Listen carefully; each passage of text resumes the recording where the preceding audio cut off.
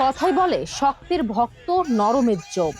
মার্কিন president Donald ট্রাম্পের ক্ষেত্রে এই প্রবাদটি যেন আজ ধ্রুব সত্য হয়ে ধরা দিল। দীর্ঘ কয়েক সপ্তাহ ধরে ইরানকে মানচিত্র থেকে মুছে দেওয়ার হুমকি, পারমাণবিক হামলার প্রচ্ছন্ন ইশারা আর একের পর এক আলটিমেটাম, সবই যেন কর্পূরের মতো উড়ে গেল তেহরানের অদম্য সাহসের সামনে। যে ট্রাম্প ইরানকে নিশ্চিহ্ন করে দেওয়ার কথা বলেছিলেন, সেই ট্রাম্পই এখন তেহরানের 10 দফা প্রস্তাবকে বলছেন আলোচনার কার্যকর ভিত্তি। ট্রাম্পের বেঁধে দেওয়া ডেডলাইন শেষ হওয়ার মাত্র 90 মিনিট আগে থমকে দাঁড়িয়েছে যুদ্ধের দামামা। ইরান জুড়ে 1,40,00,000 মানুষের আত্মহুতির প্রস্তুতি আর তেহরানের দেওয়া কঠিন 10 দফা শর্ত, সব মিলিয়ে ট্রাম্পের সর্বোচ্চ চাপ নীতি কি এখন সর্বোচ্চ আপোষে পরিণত হয়েছে? সিডন থেকে তেহরান, যুদ্ধের দাবানল যখন বিশ্বকে গ্রাস করতে যাচ্ছিল, তখন পাকিস্তানের মধ্যস্থতায় এক নাটকীয় যুদ্ধবিরতিতে সম্মত হয়েছে ওয়াশিংটন ও তেহরান। ইরানের নজিরবিহীন প্রস্তুতি। ট্রাম্পের বেঁধে দেওয়া ডেডলাইনের মুখে ইরান জুড়ে যুদ্ধের জন্য নাম নিবন্ধনের যে জোয়ার ইরান দেখালো, তা আধুনিক যুদ্ধের ইতিহাসে নজিরবিহীন। 1,40,00,000 ইরানি নাগরিক নিজেদের নাম লিখিয়েছেন শহীদ স্কোয়াডে। খোদ প্রেসিডেন্ট পেজেশকিয়ান ও বাঘের গালিবাফও ঘোষণা করেছেন মাতৃভূমি রক্ষায় তারা নিজের জীবন দিতেও প্রস্তুত। তেহরানের আকাশ যখন মার্কিন স্টিলথ ফাইটারের গর্জন শোনার অপেক্ষায়, তখন সাধারণ ইরানিরা সেতু, বিদ্যুৎ কেন্দ্র আর গুরুত্বপূর্ণ স্থাপনায় তৈরি করেছিলেন মানব ঢাল। এই অকুতোভয় মনোবলের সামনে দাঁড়িয়ে শেষ পর্যন্ত পারমাণবিক বোমার সুইচ টিপতে সাহস পাননি হোয়াইট হাউসের এই অধিপতি।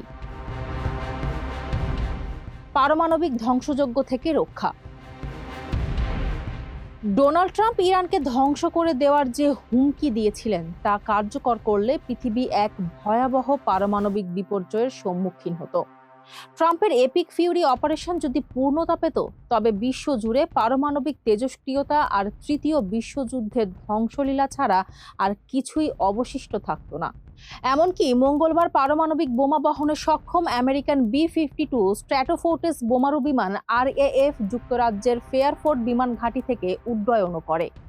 কিন্তু শেষ পর্যন্ত যুদ্ধের দামামা যখন তুঙ্গে, তখন ট্রাম্পের এই পিছু হটাকে বিশ্ববাসী ইতিবাচক হিসেবে দেখছে।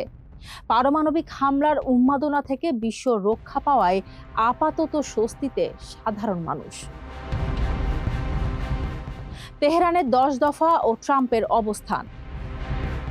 পাকিস্তানের মধ্যস্থতায় তেহরান যে 10 দফা দিয়েছে, তা যেন ট্রাম্পের গালে এক সজোরে চপেটাঘাত।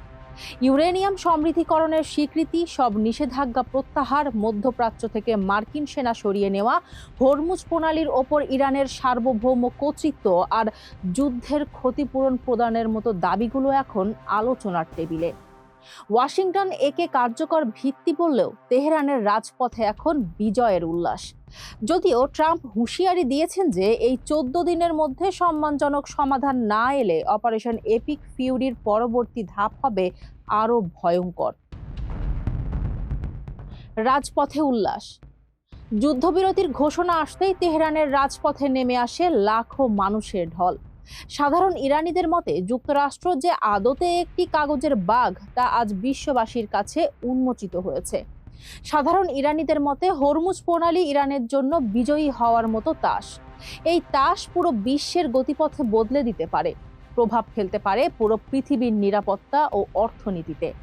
এই প্রণালী চিরকাল ধরে রাখার প্রত্যয় জানান তেহরানের বাসিন্দারা। যুদ্ধবিরতি ঘোষণার পর বার্তা সংস্থা এপির এক প্রতিবেদনেও উঠে আসে তেমনই ইঙ্গিত। খবরে বলা হয়, হরমুজ প্রণালীকে এখন থেকে ইরান ও ওমান টোল আদায় করবে। অর্থাৎ ইরানের এই দাবি, যেটা যুদ্ধের দামামার মধ্যেই দেশটির পার্লামেন্ট এ সংক্রান্ত বিল তৈরি করেছে, সেই দাবি মেনে নিয়েছে ওয়াশিংটন।